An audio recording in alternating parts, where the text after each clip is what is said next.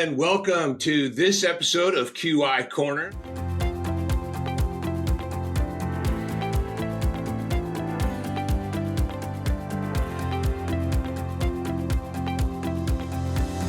I am 1031 Broker James, along with me, my fabulous co-host, Greg Burns with IPX 1031. Greg, how are you? Good. How are you doing? Good. It's been a minute since we've done our last episode, so let's dive in. We've got an interesting topic today. We're going to talk about holding requirements, not just when you buy a property, how long you hold it and what the IRS looks at from an intent purpose, and also is that a short-term gain versus long-term gain? What's the impact of an exchange with that, as well as how much monthly income qualifies it as an investment and for that time period as well. So yeah, those are all super interesting questions for sure, and all are kind of cloaked in gray area when it comes to 1031. So you tell me which one we want to tackle first, and I will jump in and tackle it. What do you want to talk about? You want to talk about holding periods? Well, yes, I wanted to. So the case that I had mentioned to you was a few years ago. I had a client, this was back when I was in Phoenix. He bought an industrial building that he thought he had a tenant for, and the deal ended up falling apart. So he had this building. It was sitting vacant. But right at that time, it was mid-2000s when the market was going. It was before 2008. I remember that. So market was pretty much white hot. Things were really ramping up quick. And about 10 months after he bought it, he paid $2 million for it, and somebody offered him $3 million for the property. I don't remember all the details. They really wanted the property. And I remember having a conversation with him and his CPA about, we'll take this offer, but we want to make sure that we don't close until after I've owned it for 12 months. Because of the difference between what the short-term gain versus long-term gain. So talk about that. So there's a couple factors there. Obviously, you talked about short-term gain versus long-term gain in the event maybe that he, has a failed exchange. Obviously, typically, short-term capital gains taxes are ordinary income, right? Which is typically at a higher rate than long-term capital gains taxes, unless, you're talking about California tax, which is, the same no matter what. The question kind of becomes, okay, well, can I 1031 it? Do I have to hold it for a year? What are the rules? And really, when it comes to 1031, it just says that you have to buy the property with the intent of holding it for investment or business use. So the actual time that you hold it is not as significant as most people think. If he buys his property, he intends to hold it for investment or business use. And really, the reality of it is on an industrial deal like that, really the only way to kind of hold it is for investment. And someone comes in and makes them an offer that's too good to refuse. He didn't market the property for sale. Somebody came in and just said, I got to own this building. And we saw a lot of that. I mean, I had a developer who typically develops industrial real estate and then leases it out and then holds it and does not sell it. But he was getting offers on the stuff that he had just developed that was too good to refuse. He's trying to lease it out. He didn't list it for sale. And he's like, do you think I could exchange? And in his case, I said, yeah, I do think that you can exchange. If you look at the history of how you hold real estate, you typically build and hold and lease. You don't really sell. You're not listing these for sale. These guys are coming in and making you offers that are too good to refuse. So I do think that you can sell it. Now, there's a revenue procedure that exists, which is 2008-16, which kind of provides a safe harbor for a property that's been held for 2 years. And so because of that, a lot of tax advisors kind of lean on that 2-year period. And so they say, hey, you got to hold the property for 2 years because there's a safe harbor.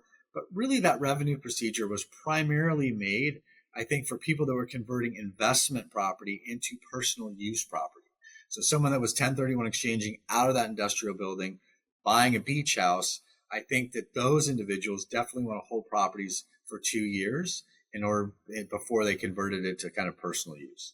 But I think on a purely investment scale, I don't think you need to really look at that 2-year revenue procedure. Right. And just so, the people that are watching are clear, the 2-year period, the intent behind that is basically creating a paper trail, showing the IRS that, yes, this is an investment property. We're collecting income on it.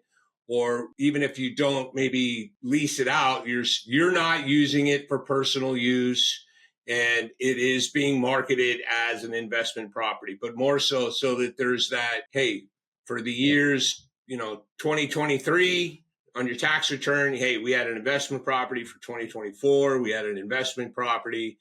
That's really their number one issue and focus is intent, right? Yeah, so they're trying to determine intent by holding it for that 2-year period. In the cases where someone may be converting something into, kind of a personal use type property. So they're trying to follow the guidelines to show that intent, because that revenue procedure basically says that any property that's been held as an investment for 2 years or more, in an audit, the IRS can't challenge the held for investment portion of the exchange. So that's why, that 2-year thing is fairly significant. It doesn't mean, like I said, that you have to hold the property for 2 years to qualify for an exchange.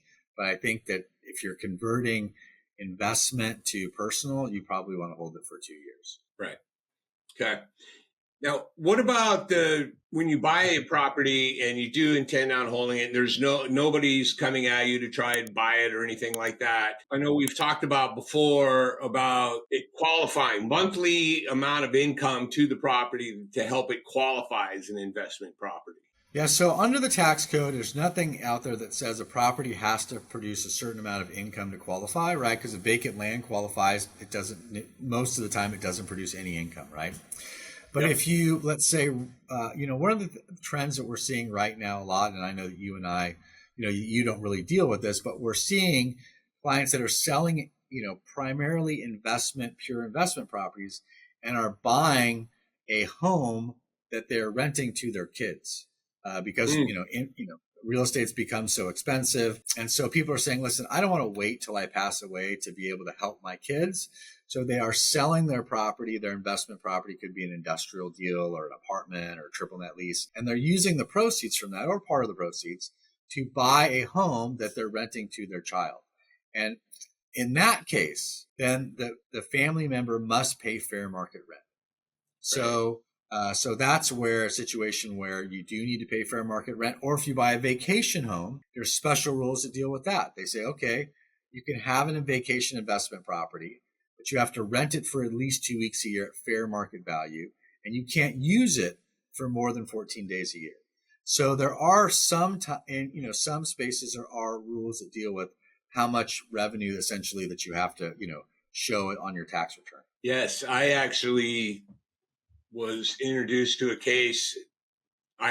Was not part of it, but it was a case where a client of mine had sold a property, exchanged into a house for his daughter and son-in-law, and did the same thing, rented it, but they rented it to him. It was ridiculous. I want to say it was $500 a month when it should have been, $15,000 or $2,000 a month.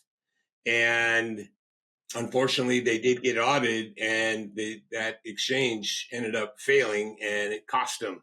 He had to pay the penalties, the tax, the interest on the tax. The other thing is that there was something that triggered the audit in the first place, and I don't remember exactly, but the other thing that I learned through that with the other QI that was involved with that deal was that if you're going to lease a property like that to a related party, that not only does it need to be fair market value, but the actual lease needs to be a standard lease form. Can't just be, written on the back of a napkin or no paperwork at all. You need to make sure that you go through the steps in a normal business fashion to show that, hey, this is purely an investment property. They're paying fair market value, and they're on a standard lease form. Yeah, you want to show essentially as much of an arm's length type of lease as you possibly can. Obviously, having a lease agreement is very important. Charging fair market rent. Now, it doesn't have to be exactly what they may pay. Like in your case, when they're supposed to be paying $1,500, they're paying $500. But what they're probably key in that, there could have been something else on their tax return that maybe prompted the IRS to audit them. But if you go from a deal where you're making $2,000 a month, and then all of a sudden you're reporting in this new exchange where you now only get $500 a month, it kind of will red flag the IRS saying, oh, wait a minute, what's going on here? Why is their income going down? And the reason, the whole reason behind, the IRS saying if you rent to a family member that you have to pay fair market rent is because they want the tax revenue based off the income that property is producing. So instead, if you're paying $500 a month, that property's making $6,000 a year, right? Well, you probably cover it with depreciation and expenses and all that. If it's making, if it's supposed to rent for $2,000 a month, right? And you're supposed to be getting income of $24,000 a year. Well, that's rental, revenue, and they want you to pay taxes on that income. And so that's why they want you to pay fair market rent. Right. Now that you say that, that's exactly what happened, is that the property had sold. He was collecting around $5,000 a month. So he was like, that asset was producing 60 grand a year in income. And all of a sudden his exchange property was only producing $6,000. Yeah, huge red flag for sure. So that was the red flag. Yeah. Yeah. Very good. Yeah, no question. Anything else that you want to cover with this topic? No, but I think that, you have to just look on it a case by case basis on whether or not, like a flipped property, right? If you're buying property, you rehab it, you flip it, or you're buying units, you get the tenants out, you rehab them, and you have a history of kind of doing that. Those are properties that the IRS looks at as like held primarily for sale. So in the tax code, it does say that a property that's held primarily for sale doesn't qualify under Section 1031. And the reason that they put that in there, because they primarily don't want to see developers doing exchanges. Otherwise, they would just never pay taxes, right? They would develop a deal, lease it up, like refinance it, sell it, do an exchange, go buy another deal, and just continue to do that for eternity and never pay taxes. So, as long as you kind of take a look on a case by case basis, you're not flipping the property. Somebody maybe made you an offer that's too good to refuse. I think that you could maybe exchange it under a shorter period of time. Right. Yeah. And I have at least one client right now that is a merchant developer, but he's very careful that when he does develop a property, he holds on to it for no less than 2 years. He builds it, he develops it, he gets the tenant, puts it in there, and he holds it as one of his own personal investments for 2 to 3 years, and then he'll turn around and sell it. Yeah, I mean, builders that hold assets like that, they'll typically have a holding company. That's the investment side of their, portfolio, and then they'll have the development company. So they develop the property, then they pass it over to the investment side of it, and then they hold that property as an investment. In your case, they're saying clients hold it for 2 years, and then they look to transition and sell that asset. All right, very good. Thanks to everybody watching, tuning in. Be sure to like, subscribe, and comment on the subject. We would love to hear from you. Greg, thank you very much for this episode, and we will see you on the next one. All right, sounds good.